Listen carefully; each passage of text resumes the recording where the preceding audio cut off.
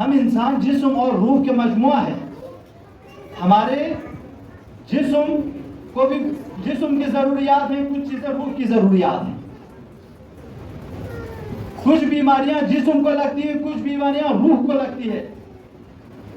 جسم میں ہم اور آپ کو مثلا سر درد ہو جائے, پیر میں درد ہو جائے, گھٹنے میں درد ہو جائے, کہیں پہ جسم کے اعضاء میں کہیں درد ہو جائے, ڈاکٹر کے پاس چلے جاتے ہیں نا.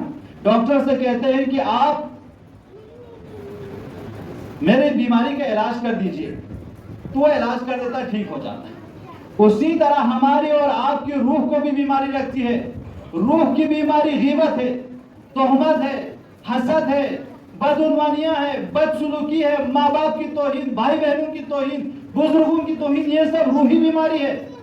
اور آپ کو پتا ہے جسمی بیماری, جسمانی بیماری آپ کو دین سے, خدا سے, امام سے, عزاداری سے, سینہ زنی سے, مرثیہ خوانی سے, وقت کے امام سے دور نہیں کرتی, بلکہ آپ کو اور قریب کرتی ہے جسمانی بیماریاں.